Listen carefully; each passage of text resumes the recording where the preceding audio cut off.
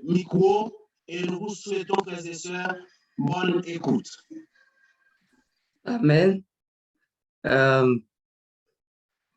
Bonjour mes frères et sœurs de l'Église adventiste du 7e jour, Bethany, à Montréal. Et c'est un plaisir pour moi aujourd'hui, un privilège de la part du Seigneur d'être encore en vie, en vue de partager avec vous ce sujet qui a quand même des informations, des exhortations, des conseils pratiques pour notre vie à nous qui sommes dans les dernières minutes de l'histoire de cette planète. Je remercie le pasteur de l'Église, pasteur Joseph Élisée Philippe, qui m'a lancé cette invitation de votre part. Je remercie le corps anciennat de l'Église Bethany et vous tous, membres et dirigeants de cette Église du Seigneur, pour cette invitation. Le sujet, comme pasteur Exantus l'a dit, c'est Jésus, Jonas et nous, ou Jonas, Jésus et nous.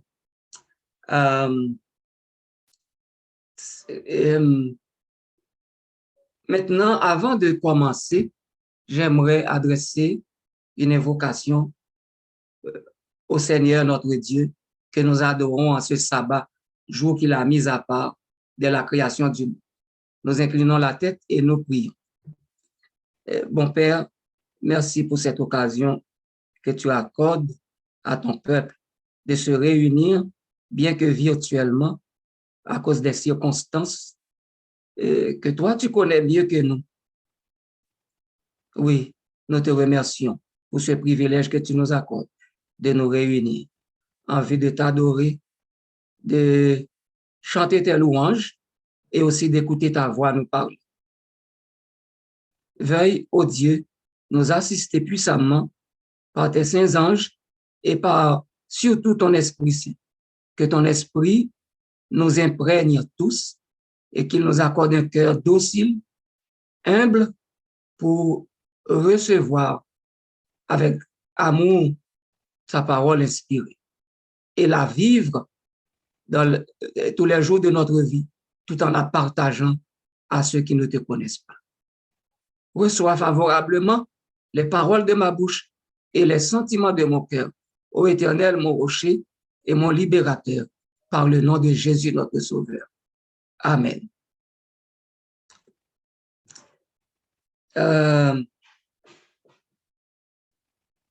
Jésus, Jonas et nous. Jonas, Jésus et nous. Sûrement que vous tous, vous avez déjà une idée de ce que cela veut dire, le nom Jésus. Mais pour un petit rappel, je voudrais vous dire que Jésus est un nom masculin qui vient de l'hébreu. Un nom masculin en français, mais qui vient de l'hébreu, Yeshua, ou même Yahshua, qui signifie en français sauveur, celui qui sauve. Quant à Jonas, son nom vient de l'hébreu, Yonah, qui signifie en français, à notre grande surprise, colombe.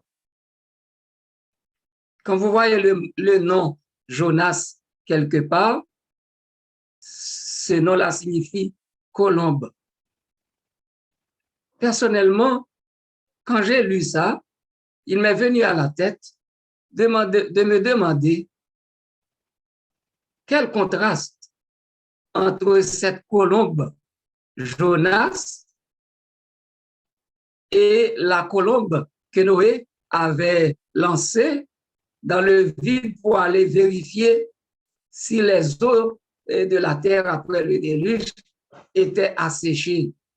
Remarquez que la colombe est partie, elle est revenue. Et quand elle est revenue, je crois, la deuxième fois, elle a apporté une branche d'olivier. Cette colombe était obéissante. la colombe de Noé était obéissante, alors que celle de Ninive, dont on parle au sujet de Ninive, elle n'était pas obéissante. Je parle de Jonas. C'est juste pour vous faire d'abord une petite différence entre ces deux colombes. Jonas et la colombe qui a été lancée par le patriarche Noé après le déluge. Maintenant, j'aimerais vous dire, frères et sœurs, que le Dieu créateur est père de l'humanité. C'est pas pour rien que je dis père de l'humanité, parce qu'un père aime tous ses enfants, tout comme Dieu aime tous les hommes pareillement, sans jamais faire d'acception ni de distinction de personne. Notre Dieu est lent à la colère, miséricordieux et riche en bonté et en fidélité. Vous pouvez lire ça même dans Jonas 4, verset 2. Dieu n'aime pas seulement la nation juive. Il n'aime pas seulement les Syriens. Dieu aime toutes les nations parce que toute la terre est à lui et les nations sont le troupeau de son pâturage. Il nous aime tous également. Jonas est l'un des prophètes, mais qui, malgré lui, présente des images frappantes de Jésus. Pour moi, quand je lis le livre de Jonas et les commentaires ici et là, je vois que Dieu a accordé à Jonas un grand privilège, celui d'aller sauver des païens de l'anéantissement et de la mort. Et Dieu savait qui est Jonas. Mais pour l'éclatement de sa gloire, il a choisi cet homme rancunier et dur, cet homme désobéissant, pour, bien qu'il était le prophète de Dieu, pour l'envoyer, nous pourrons dire même, contre son gré, à Ninive, en vue de présenter l'évangile. Donc, Jonas présente malgré tout, malgré son caractère, des images frappantes de Jésus. Ce qui fait que Jonas, dans l'histoire, est un type de Jésus quelque part. Dieu lui a fait la grâce d'être un type de Jésus sur certains points. Sans tarder, allons dans la parole inspirée pour trouver les ressemblances et les différences ou contrastes qui existent entre le prophète et le sauveur, afin de tirer des leçons inspirantes pour nous tous, adventistes du 7e jour, qui vivons dans les dernières heures de l'histoire de la planète Terre.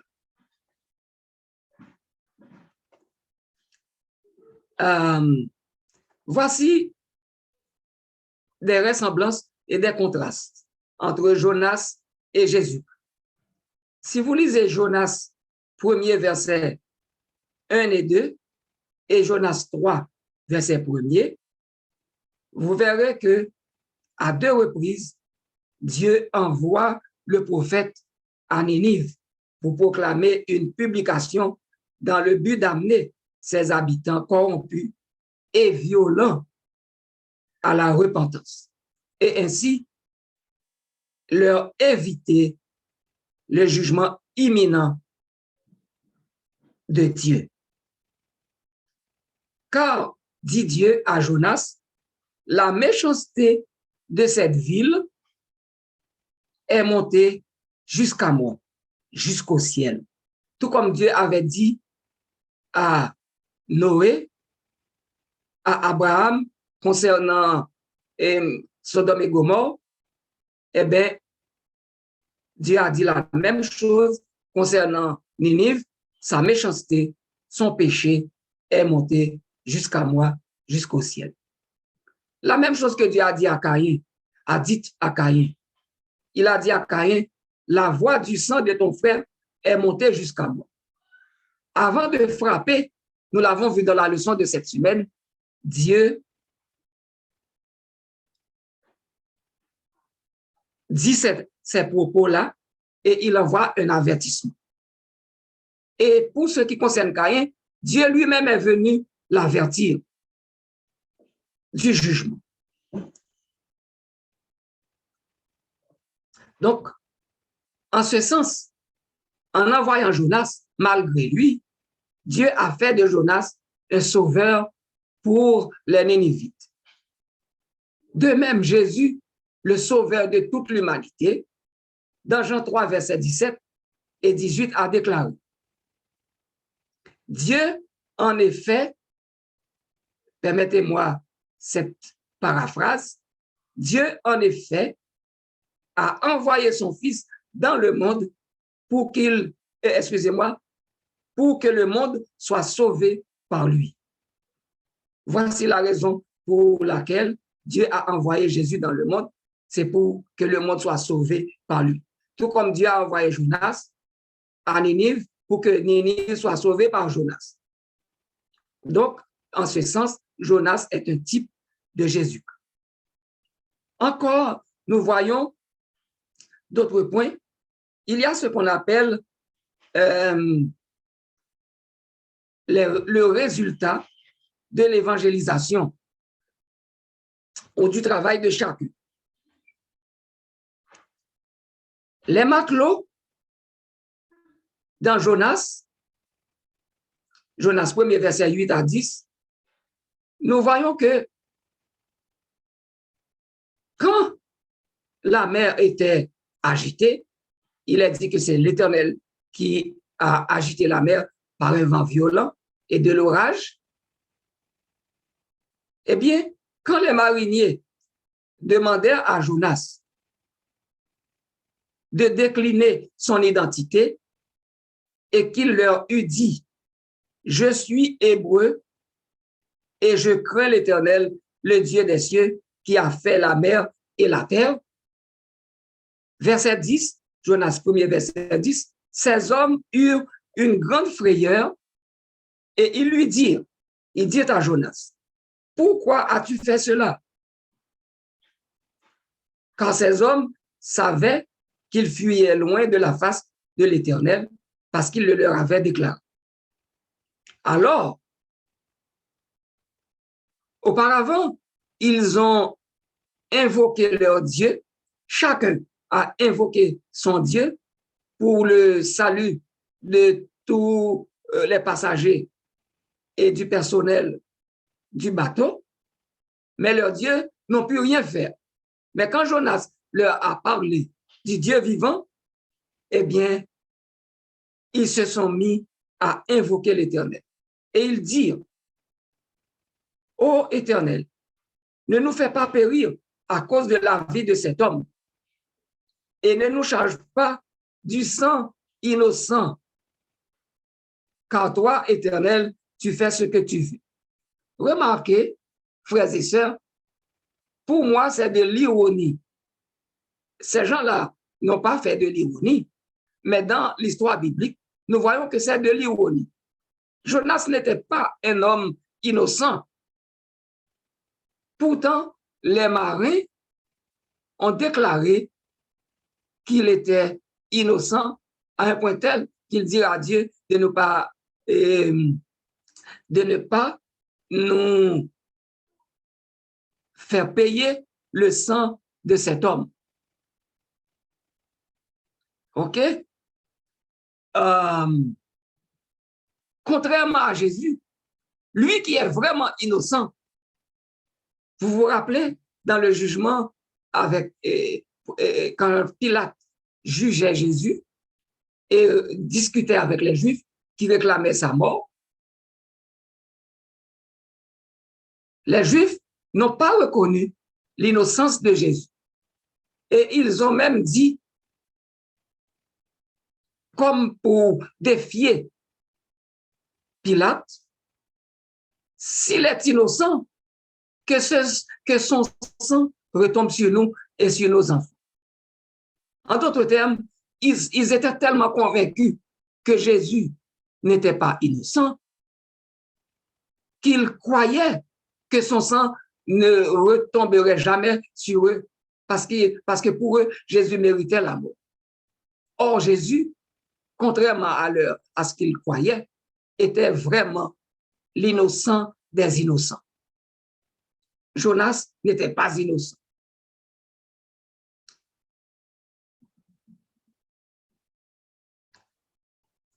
Ô Éternel, dit-il en parlant des mariniers, des gens qui étaient l'équipage du bateau de Jonas, ô Éternel, ne nous fais pas périr à cause de la vie de cet homme et ne nous charge pas du sang innocent.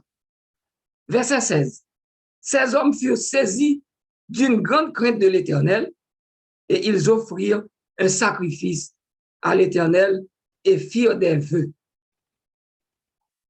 Deux idolâtres, convaincus qu'ils étaient, maintenant qu'ils connaissent, qu'ils entendent parler du Dieu vivant qui a envoyé Jonas,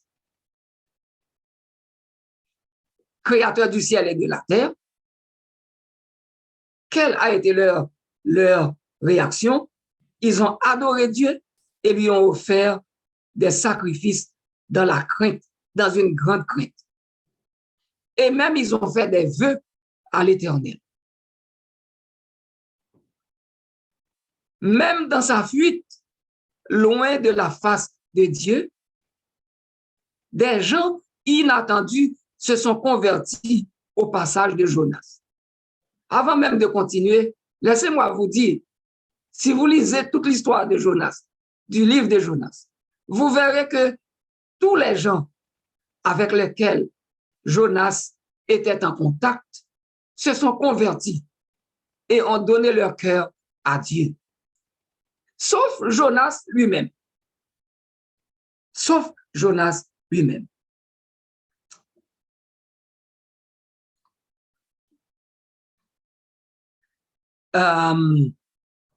Maintenant, les Nénévites se sont convertis.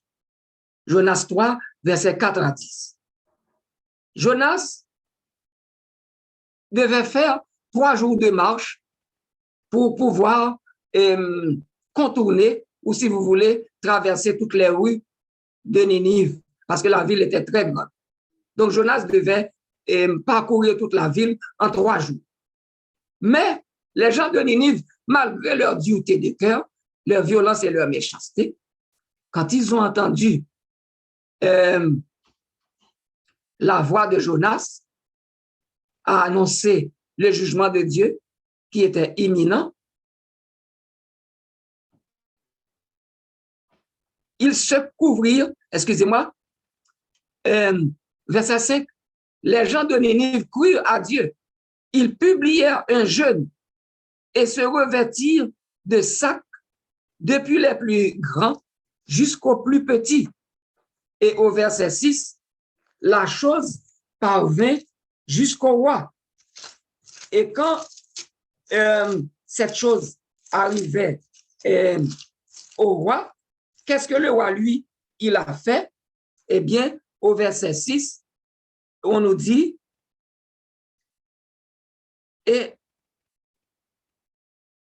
OK, verset 6, excusez-moi, ça c'est chapitre 3, verset 6. Il se leva de son trône, ôta son manteau, se couvrit d'un sac et s'assit sur la cendre. Vous voyez, même le roi s'est converti, s'est repenti et pris une attitude de personne qui jeûne, qui prie. Notez bien ce que le roi a dit dans un décret. Verset 7.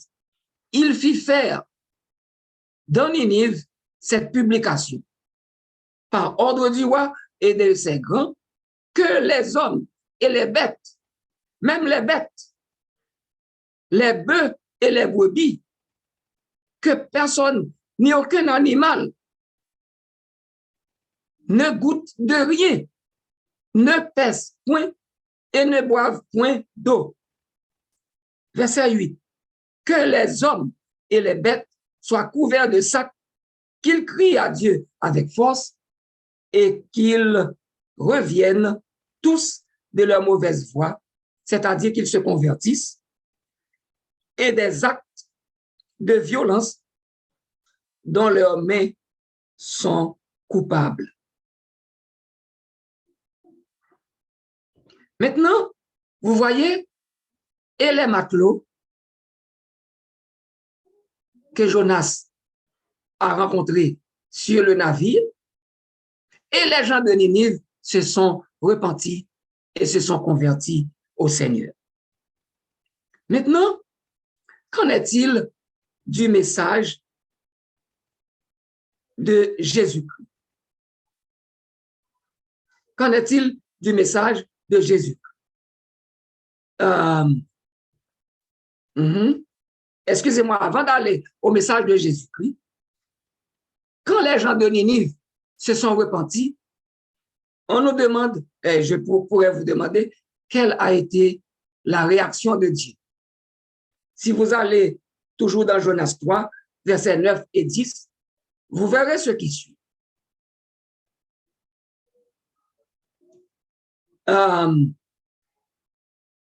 Dieu vit qu'ils agissaient ainsi et qu'ils revenaient de leur mauvaise voie.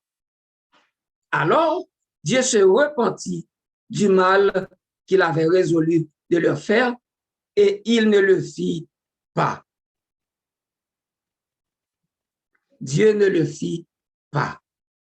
Et la ville a été sauvée.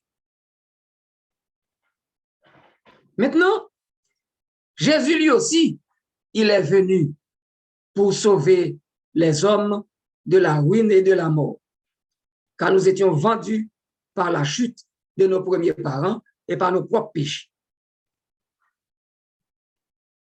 Dans Apocalypse 5, versets 9 et 10, Apocalypse 5, versets 9 et 10, il est dit, et il, en parlant des êtres célestes qui sont devant le trône de Dieu, chantait un cantique nouveau en disant, remarquez ce qu'ils ont dit à Jésus, tu es digne de prendre le livre et d'en ouvrir les sceaux, car tu as été immolé et tu as racheté pour Dieu par ton sang des hommes de toute tribu, de toute langue, de tout peuple et de toute nation.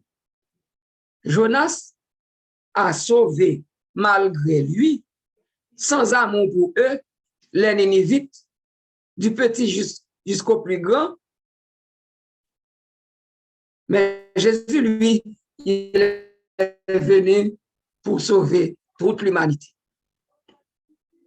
Et plus loin, nous lisons dans toujours Apocalypse 5, verset 10, tu as fait d'eux un royaume et des sacrificateurs pour notre Dieu, et ils régneront sur la terre.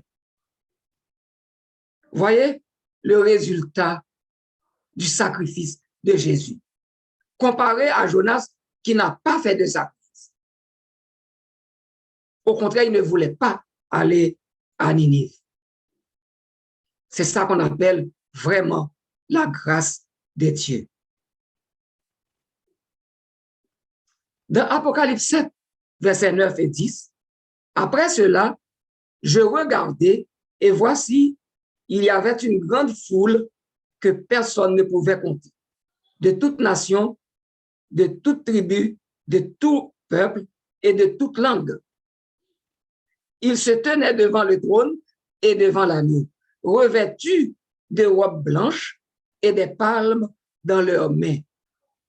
Et ils criaient d'une voix forte en disant, le salut est à notre Dieu qui est assis sur le trône et à l'agneau. Les Ninivites ont dit dans Jonas 3, les versets Jonas 3, le verset, excusez-moi, Jonas 3, le verset 9, qui sait si Dieu ne reviendra pas et ne se repentira pas, et s'il ne renoncera pas à son ardente colère, en sorte que nous ne périssions pas. Donc, ils ont reconnu que Dieu qui a menacé, ce même Dieu est suffisamment miséricordieux pour leur pardonner et pour les sauver. C'est vraiment intéressant. Donc, Dieu est notre salut. Jésus a fait de vous, frères et sœurs de Béthanie, et de moi qui croyons en lui, un royaume et des sacrificateurs pour notre Dieu, et nous régnerons sur la terre.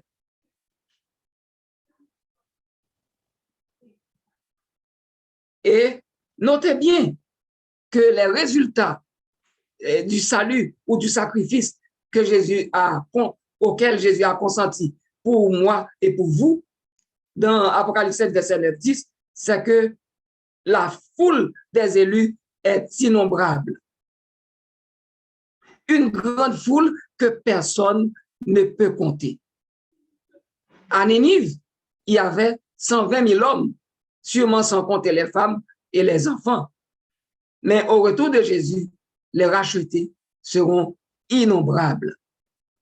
Les élus de tous les temps, réunis autour du trône de Dieu, auront des robes blanches et des palmes dans leurs mains.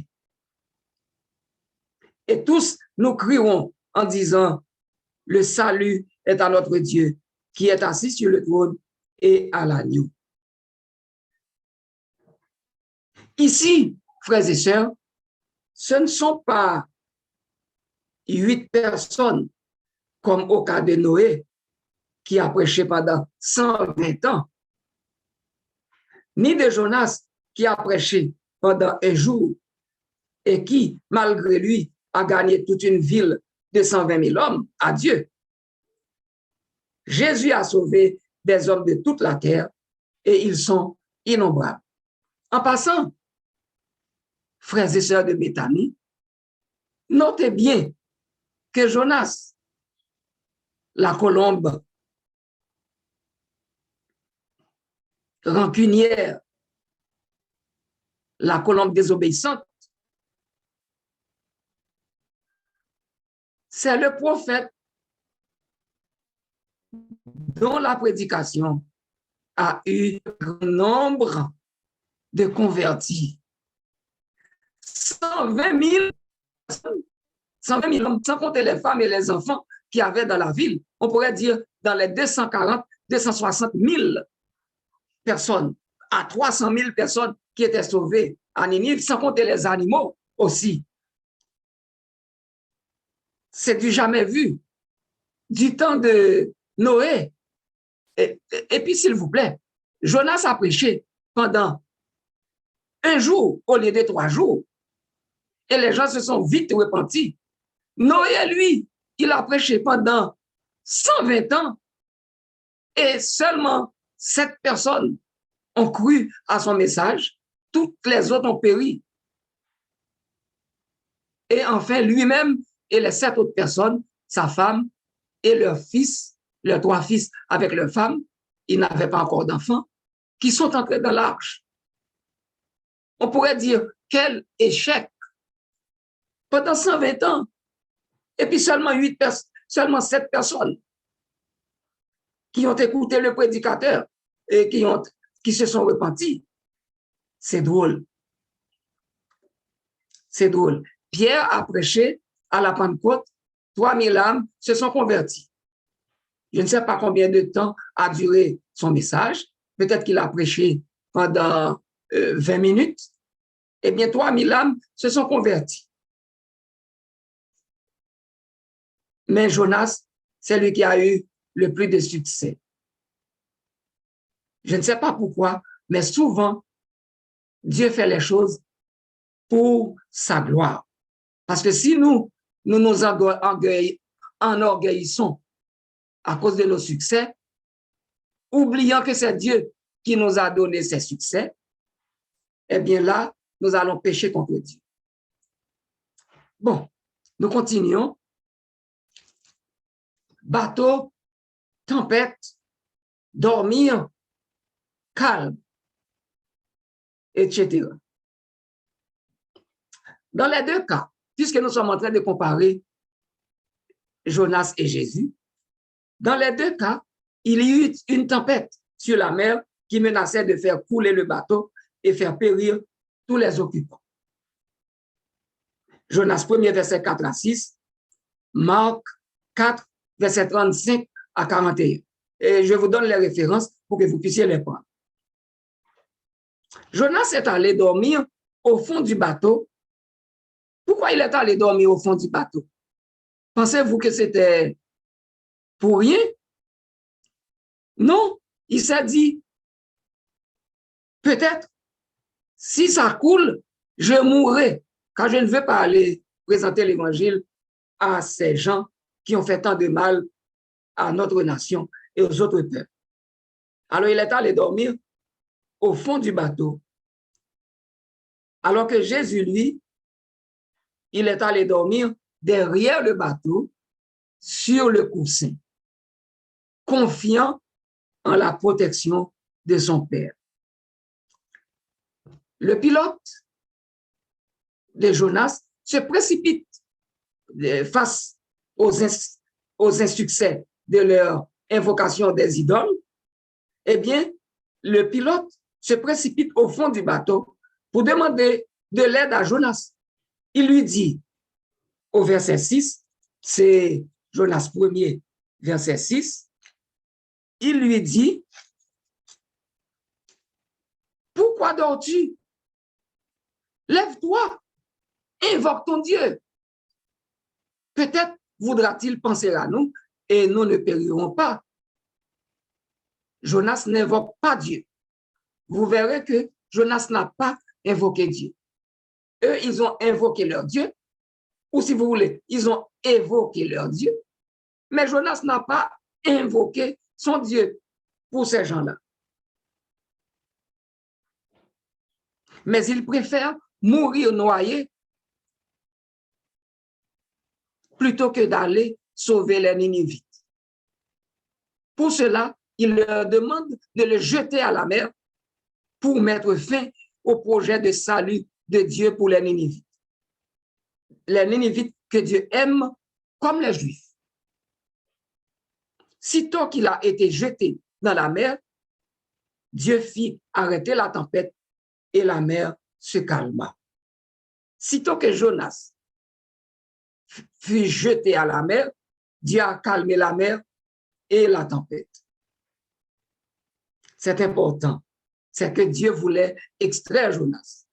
De même, les disciples se précipitèrent auprès de Jésus qui dormait à la poupe sur le coussin. Le réveillèrent et lui dirent, dans Marc 4, verset 38, « Maître, ne t'inquiètes-tu pas de ce que nous périssons? »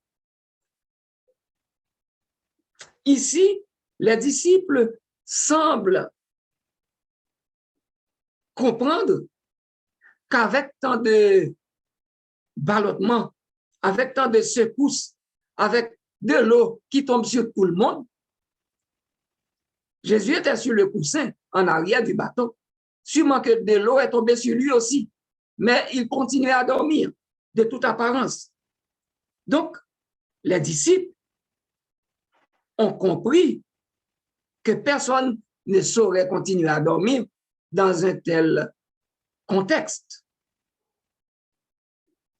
Remarquez, ils ne lui disent pas « réveille-toi », mais « ne t'inquiètes-tu pas ». C'est comme pour dire qu'ils savent que Jésus sait ce qui se passe, mais qu'il reste encore couché. On parle ainsi à celui qui ne sommeille ni ne dort. On parle ainsi à celui qui ne sommeille ni ne dort. Alors que c'est Dieu qui a soulevé et calmé la tempête de Jonas pour l'extraire du bateau et le diriger miraculeusement vers Ninive, la tempête de Jésus a été soulevé par Satan qui voulait, une fois pour toutes, faire échouer le plan de la rédemption de l'humanité en faisant périr, noyer et Jésus et ses disciples dans la mer. Dans Marc 4, verset 39, remarquez, s'étant réveillé, Jésus dit à la mer, Jésus menaça le vent et dit à la mer, silence, tais-toi. Et le vent cessa et il y eut un grand calme.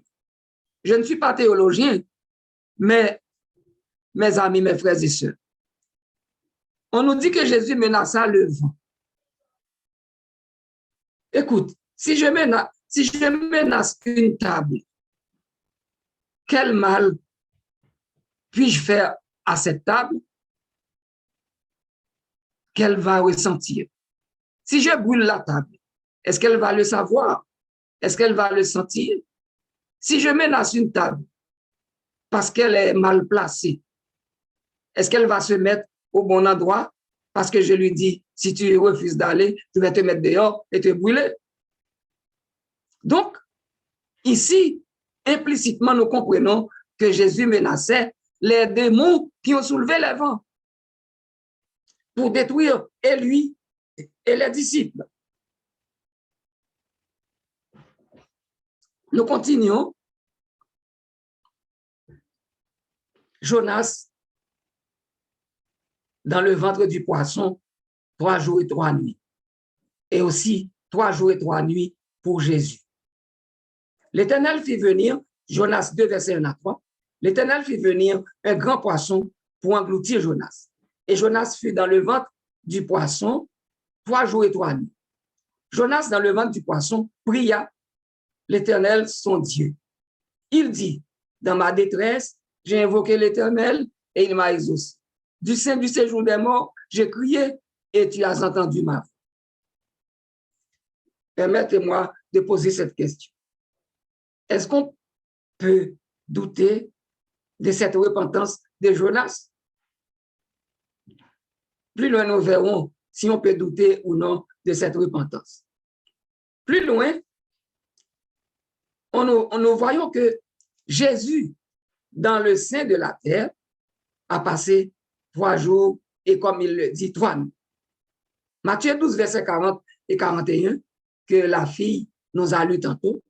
De même que Jonas fut 3 jours et 3 nuits dans le ventre du grand poisson, de même le Fils de l'homme sera 3 jours et 3 nuits dans le sein de la terre. Et il ajoute quelque chose. En effet, Jésus veut dire ici que Jonas était un type de lui-même.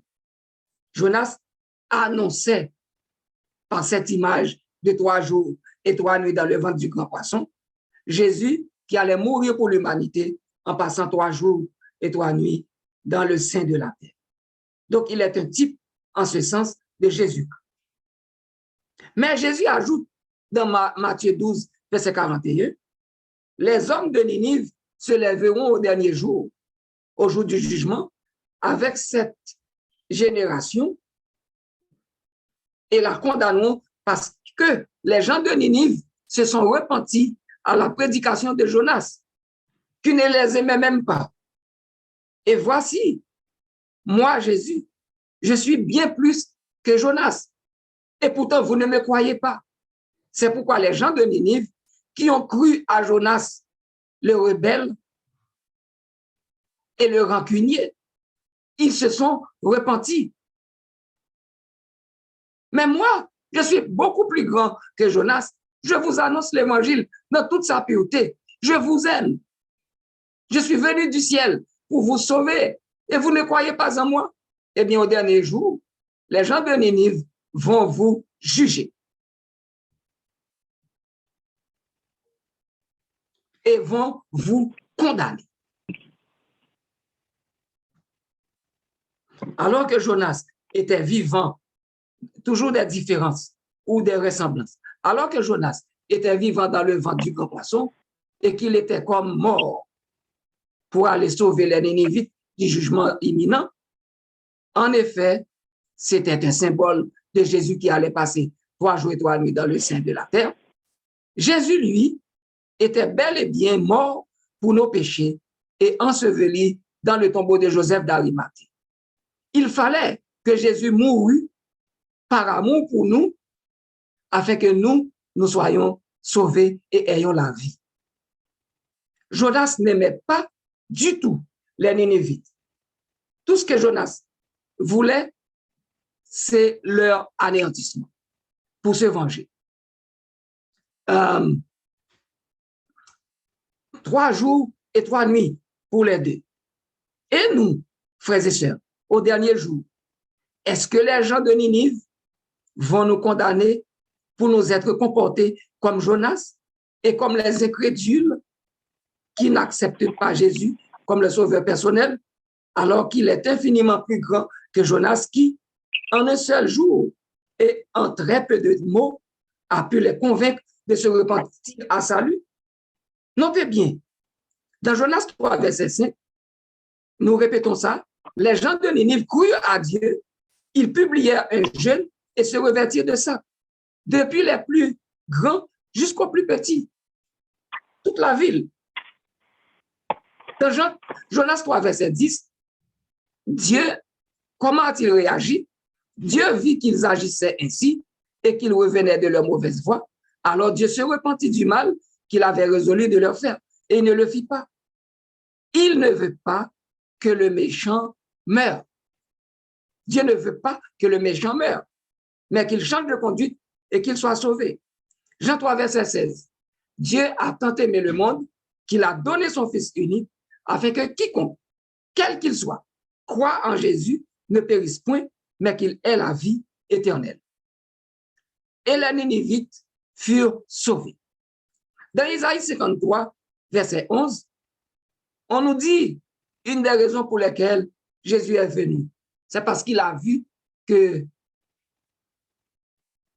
son sacrifice allait porter du fruit et qu'il allait être content, satisfait de son sacrifice, même si tous ne seront pas sauvés. Ésaïe 53, 11, à cause du travail de son âme, il rassasiera ses regards. Par sa connaissance, mon serviteur juste justifiera beaucoup d'hommes et il se chargera de leurs iniquités. Nous revenons à Jonas. Quelle a été la réaction de Jonas quand les gens se sont repentis, alors que Jésus, lui, il est content de nous voir sauvés et il déclare d'ailleurs, il y a beaucoup plus de joie dans le ciel pour un seul pécheur qui se repent que pour 99 justes qui n'ont pas besoin de repentance. Eh bien, alors qu'il y a une fête au ciel pour chaque pécheur repentant, eh bien, Jonas, lui, il est fâché pour les 120 000 personnes, 120 000 hommes, sans compter femmes et enfants, qui se sont repentis. Il était fâché. Et Jonas 4, verset 1 à 9, cela des plus forts, ça a fait beaucoup de peine et de déplaisir à Jonas. Et il fut irrité. Et qu'est-ce qu'il fait? Il implore l'Éternel et lui dit, ah, Éternel, n'est-ce pas ce que je disais quand j'étais encore dans mon pays? C'est ce que je voulais prévenir en fuyant à Tarsis. Car je savais que tu es un Dieu compatissant et miséricordieux, lent à la colère et riche en bonté et qui te repent du mal. Mais maintenant, Éternel, prends-moi donc la vie, car la mort m'est préférable.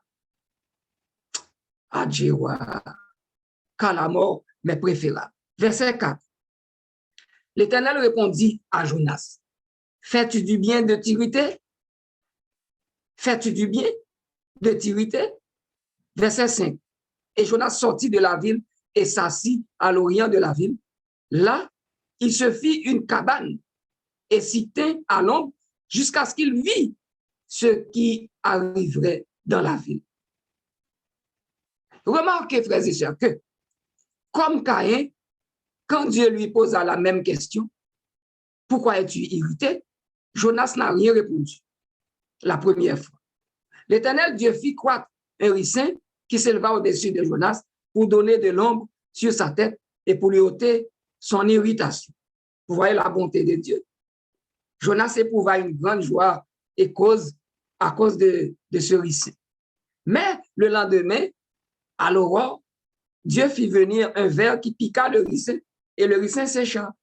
Au lever du soleil, Dieu fit souffler un vent chaud d'Orient et le soleil frappa la tête de Jonas au point qu'il tomba en défaillance. Il demanda la mort. Ça fait deuxième fois. Il demande la mort. Et il dit, la mort m'est préférable à la vie. Une deuxième fois, Dieu demande à Jonas, fais-tu bien de t'irriter, comme il l'a dit à Caïn, qui non plus n'a pas répondu? Il répond, je fais bien de m'irriter jusqu'à la mort. Ça fait troisième ou quatrième fois. Quatrième fois.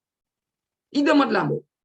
Comme s'il disait, je préfère moi-même mourir plutôt que de voir les plutôt que de voir les Ninivites sauvés. Notez encore ceci. Jonas demanda la mort 4 fois, non pas pour sauver les Ninivites. Jonas demanda la mort 4 fois, non pas pour sauver les Ninivites, mais parce que Dieu leur a fait grâce après leur repentance et qu'il leur a sauvé la vie. Il est très irrité parce que sa parole de prophète n'a pas été accomplie, sans tenir compte que la menace n'était pas un verdict. C'était plutôt une menace conditionnelle. Alors que Jésus, lui, il a demandé la mort pour nous sauver. Jonas a demandé la mort pour que les Ninivites soient perdus. Jésus, lui, il a demandé la mort pour que vous et moi, nous ayons la vie. Grande différence. Jonas avait bien plus de soucis pour sa réputation de prophète que pour le salut des Ninivites qu'il haïssait, car les Assyriens étaient un peuple qui ravageait toutes les nations qu'occupait leur puissante armée. Il ne respirait que la vengeance. Jonas ne respirait que la vengeance. De l'autre côté, Jésus, lui, n'a demandé la mort que pour sauver l'humanité pécheresse. Contrairement à Jonas et aussi à nous, parce que souvent, nous aussi, comme Jonas, nous voulons que Dieu frappe le frère qui a menti sur nous. Nous voulons que Dieu casse une main d'une sœur qui nous a insultés. Nous avons prêté de l'argent à un frère, il refuse de remettre l'argent. Nous souhaitons que Dieu lui fasse perdre son travail. Quelqu'un qui nous a maltraités dans l'église ou qui n'est pas d'accord avec nous, qui ne partage pas notre opinion, nous souhaitons qu'il fasse un accident et qu'il soit blessé ou qu'il meure. Pas de différence avec Jonas. Quand nous manifestons ces rancunes ou ces appréhensions ou ces esprits de vengeance contre les autres.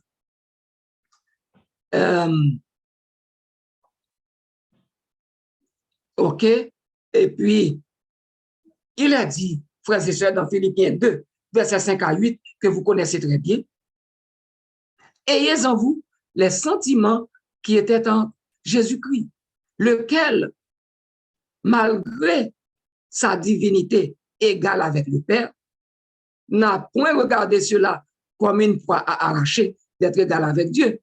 Verset 7. Mais il s'est dépouillé lui-même en prenant une forme de serviteur, une forme d'esclave, en devenant semblable aux hommes et ayant paru comme un simple homme. Il s'est humilié lui-même, se rendant obéissant jusqu'à la mort, même jusqu'à la mort de la croix. L'Éternel dit à Jonas, dans Jonas 4, verset 10-11, « Tu as pitié du ricin qui ne t'a coûté aucune peine et que tu n'as pas fait croître. » Jonas avait pitié pour le ricin. Il voulait que le ricin vive. Et l'Éternel lui dit, « Tu as pitié pour le ricin? Ce n'est même pas toi qui l'as planté, ni qui l'as fait dessécher.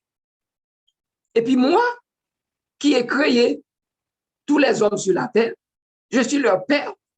Moi, je n'aurais pas pitié pour les gens de Ninive, 120 000 personnes qui ne savent pas distinguer leur droite de leur gauche. Et il y a dans la ville aussi des animaux en grand nombre. Vous savez que Dieu aime les animaux aussi. Et là, nous a été écrit que quand un passereau tombe et meurt, ça rend Dieu triste. Dieu est triste quand un petit animal tombe et meurt. Et elle écrit même que Jésus, pendant qu'il était sur la terre, il se promenait dans les champs, dans les déserts et dans les prairies. Quand il rencontrait un animal malade, il en prenait soin. Donc Dieu aime les animaux. Il n'est pas heureux quand il y a un feu qui détruit des animaux et des gens. Une deuxième fois, Jonas ne donne aucune réponse au Seigneur Dieu. Et on ne sait pas pourquoi il en était de même pour Caïn et l'homme présomptueux qui est entré dans la salle des noces de la parabole sans prendre l'habit de noces. L'habit de noces exigé. Vous voyez, quand Dieu a demandé à Caïn, pourquoi es-tu irrité? Caïn n'a pas répondu. Quand Dieu a demandé à Jonas, pourquoi es-tu irrité? La première fois, il n'a pas répondu. Mais quand Dieu lui a demandé cette question, la deuxième fois, il lui a dit, oui, je fais bien de m'irriter et de m'irriter jusqu'à la mort. Et dans la parabole, quand Dieu demandera aux gens qui refusent de prendre l'habit de noces, symbole de la justice immaculée de Jésus, les robes blanches dont nous avons parlé tantôt dans Apocalypse 7 et Apocalypse 5, eh bien, beaucoup de gens refusent de prendre la robe de justice de Jésus, refusent de l'accepter comme le sauveur. Alors, qu'est-ce qui va se passer? Il est dit, Dieu leur demandera, comment es-tu entré ici sans avoir un habit de noces? Et remarquez, il est dit dans la parabole, cet homme eut la bouche fermée. Pourquoi? C'est parce qu'il est conscient qu'il a refusé de prendre l'habit de noces et que maintenant, si on le met dehors, on aura raison. Conclusion, nous finissons ici, frères et sœurs. Et nous, frères et sœurs de Béthanie, ressemblons-nous à Jonas? Ressemblons-nous à Jonas ou à Jésus? Les deux commencent par J et finissent par S. Ressemblons-nous à Jonas ou à Jésus? Souhaitons-nous du mal comme Jonas à ceux qui nous ont fait du mal? Ou rendons-nous le bien pour le mal? Quand quelqu'un nous fait du mal, est-ce que nous lui rendons du bien? Une sœur adventiste qui habitait une chambre séparée entre elle et une autre colocataire par un rideau, chaque fois qu'elle rentre de son travail, parce que souvent elle faisait son culte, chantait, priait Dieu le matin et le soir, l'autre qui n'est pas adventiste, qui n'est pas croyante comme elle, était fâchée. Et chaque fois qu'elle rentrait, elle trouvait des choses de poubelle sur son lit que l'autre avait lancées. Un jour, elle s'est dit, bon, puisqu'elle le fait si souvent, que dois-je faire? Dieu lui a donné une idée. Un jour, elle a pris un beau bouquet de fleurs parfumées, elle l'a lancé sur le lit de sa colocataire malveillante.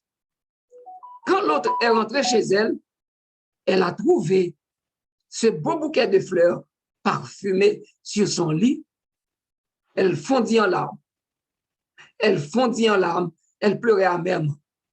Et elle est allée trouver la sœur adventiste et lui a dit, je t'en prie, pardonne-moi. Je t'ai fait du mal en lançant des déchets sur ton lit parce que j'étais fâché que tu priais ton Dieu. Maintenant, j'aimerais connaître ce Dieu-là. Étudie avec moi et je vais aller avec toi à ton église. Mais si la sœur adventiste lançait aussi des fatras sur le lit de cette sœur, de cette personne-là, eh bien, la guerre serait aggravée entre les deux. Les Chinois disent, celui qui fait la guerre, ce n'est pas celui qui l'a déclenché, mais celui qui riposte. Alors, mes amis, c'est ça. Donc, ressemblons-nous à Jonas ou à Jésus-Christ. Souhaitons-nous du mal, comme Jonas, à ceux qui nous ont fait du mal, ou rendons-nous le bien pour le mal? Tendons-nous la joue droite à ceux qui nous ont frappés à la joue gauche? Aimons-nous nos voisins à un point tel que nous prions pour eux et leur présentons-nous le message de l'Évangile, tant par notre attitude que par des études bibliques ou par la page imprimée de nos publications? Est-ce que nous partageons notre foi activement à nos voisins? Je parle à moi-même et à chacun de vous. Ce que Dieu veut, mes frères et sœurs, c'est que tout le monde soit sauvé. Même, il veut que nous soyons sauvés avec ceux qui nous ont fait du mal et que nous avons gagné pour Jésus. Alors, mon souhait pour vous aujourd'hui, pour moi d'abord, c'est que nous soyons comme Jésus-Christ, pas comme Jonas. Que nous soyons comme Abel, pas comme Caïn. Acceptons Jésus comme notre Sauveur et prenons sur nous sa justice, son vêtement immaculé, blanc, et soyons remplis d'amour pour tout le monde pareillement, quel qu'il soit, même pour ceux qui nous ont fait du mal. Aimons-nous les uns les autres, aimons nos ennemis et faisons-leur du bien, même quand ils nous ont fait du mal. Que Dieu vous bénisse tous, mes frères et sœurs de Béthanie, et qu'il vous accorde sa paix, sa grâce et son amour. Bon sabbat dans le Seigneur. Amen. Amen. Amen.